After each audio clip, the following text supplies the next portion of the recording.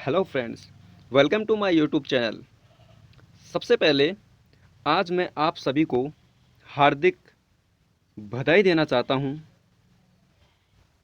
किस बात की आप सोच रहे होंगे, तो आज राष्ट्रगान का 113वीं वर्षगांठ पर आप सभी भारतवासियों को बहुत बहुत बधाइयाँ।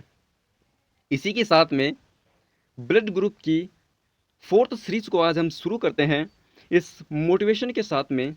तो आज का मोटिवेशन है, जो अपने कदमों की काबिलियत पर विश्वास रखते हैं, जो लोग अपने कदमों की काबिलियत पर विश्वास रखते हैं वो ही अक्सर मंजिल पर पहुंच जाते हैं।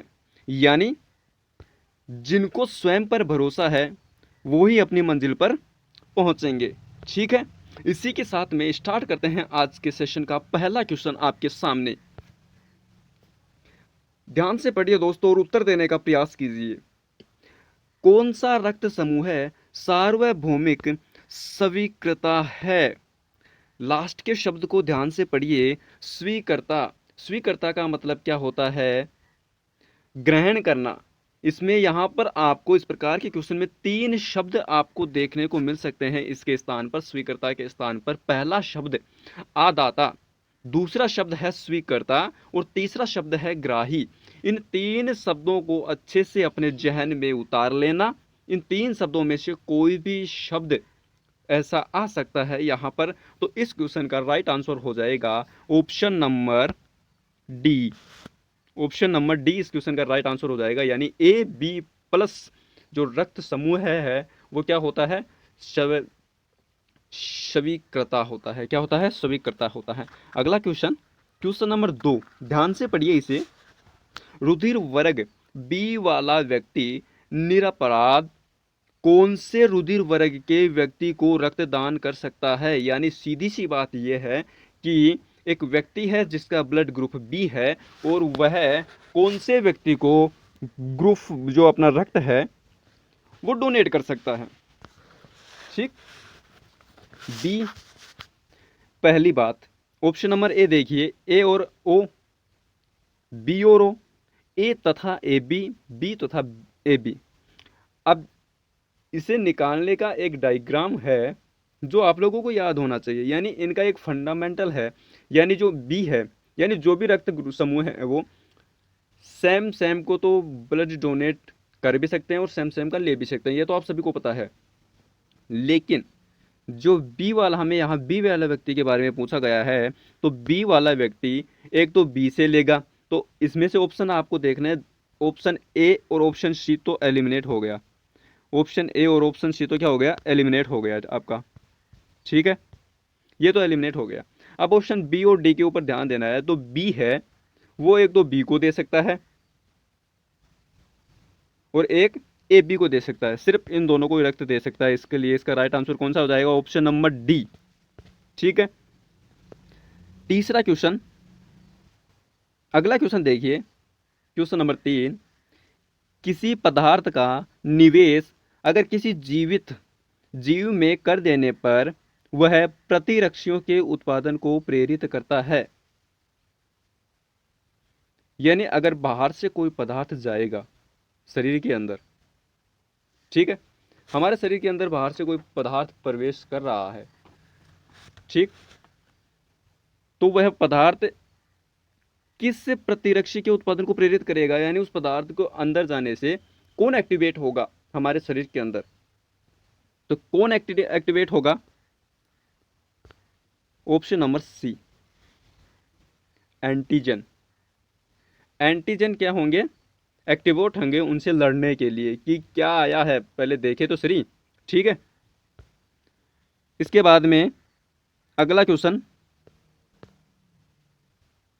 क्वेश्चन नंबर 4 देखिए। रक्त के जमने में किस तत्व की मुख्य भूमिका होती है? आपको बताना है कि जब रक्त जमता है तो किस तत्व की महत्वपूर्ण भूमिका होती है? मैग्नीशियम, फेरस, कॉपर या कैल्शियम? तो सबसे महत्वपूर्ण भूमिका किसकी होती है? ऑप्शन नंबर आपका, सॉरी, ऑप्शन नंबर आपका बी, कैल्शियम। किसकी होती है?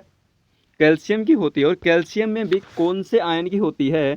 कैल्शियम में भी आपके Ca+2 आयन की मुख्य भूमिका होती है रक्त को जमाने के लिए। अगला क्वेश्चन देखिए, क्वेश्चन नंबर 5।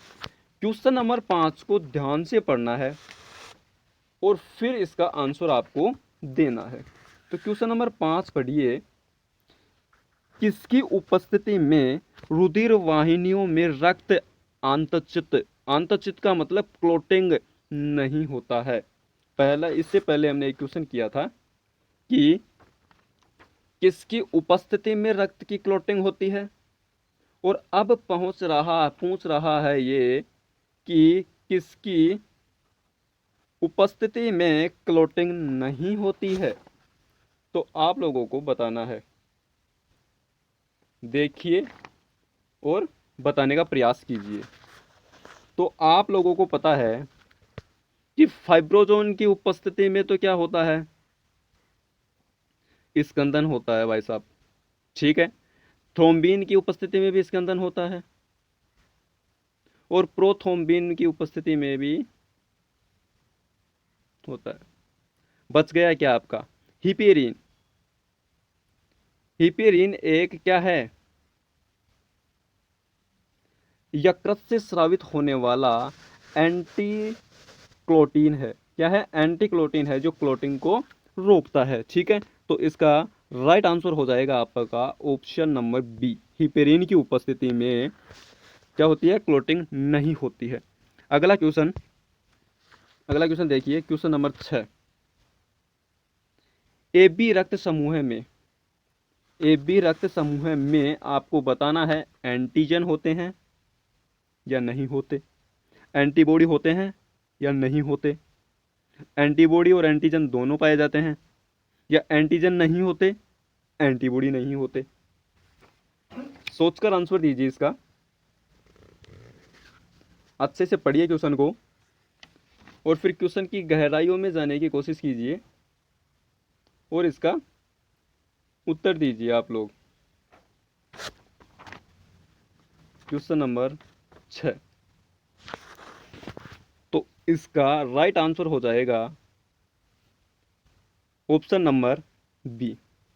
एंटीबॉडी नहीं पाए जाते ए बी रक्त समूह के अंदर। क्या नहीं पाए जाते? एंटीबॉडी नहीं पाए जाते।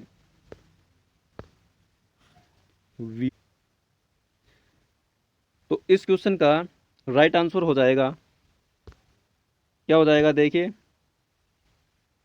क्वेश्चन नंबर 6 में राइट आंसर क्या होगा, देख के बताइए जल्दी से। एंटीजन नहीं होते या एंटीबॉडी नहीं होते, तो इसका राइट आंसर क्या होगा? एंटीबॉडी नहीं होते। क्या नहीं होते? एंटीबॉडी नहीं होते अभी में, ठीक है। अगला क्वेश्चन, रक्त के ए बी वर्ग वाले व्यक्ति ऐसे व्यक्ति को रक्तदान कर सकता है जिसके रक्त का वर्ग हो। आपको बताना है कि ए बी वाला किसे ब्लड डोनेट कर सकता है, ए को, ओ को, बी को या ए बी को? नहीं, पहली प्राथमिकता बनती है कि वे सेम सेम को रक्त डोनेट करे, ठीक है। तो ए बी को डोनेट करेगा। राइट आंसर क्या हो जाएगा? डी। अगला क्वेश्चन, क्वेश्चन नंबर 7 देखिए, ए बी रक्त समूह को सार्वत्रिक आदाता कहा जाता है। क्यों कहा जाता है सार्वत्रिक आदाता? क्योंकि इसमें क्या होता है? प्रतिपिंड का अभाव होता है। किसका अभाव होता है? प्रतिपिंड का अभाव होता है, इसलिए इस क्वेश्चन का राइट आंसर हो जाएगा ऑप्शन नंबर ए, ठीक है। सेकंड लास्ट क्वेश्चन, यदि माता पिता में से एक का रुधिर वर्ग ए बी तथा दूसरे का ओ हो तो उनके बच्चों का संभावित रुधिर वर्ग आपको बताना है। यानी ए का ए बी है और दूसरे का ओ है, तो उनके बच्चों का क्या होगा रुधिर वर्ग, ठीक है। क्या होगा? ऑप्शन नंबर ए और बी, या तो ए हो सकता है या बी हो सकता है, ठीक है। अगला क्वेश्चन और आज के सेशन का अंतिम क्वेश्चन, पहली बार रुधिर परिसंचरण की व्याख्या किसने की थी? किसने की थी? ऑप्शन नंबर ए सही होगा या बी, सी, डी? जल्दी से बताने की कोशिश कीजिए। तो इस क्वेश्चन का राइट आंसर हो जाएगा विलियम हार्वे। क्या हो जाएगा? विलियम हार्वे इस क्वेश्चन का राइट आंसर हो जाएगा ऑप्शन नंबर बी। ठीक है, आशा करता हूँ आज का सेशन आपको पसंद आया होगा, तो लाइक कीजिए, शेयर कीजिए।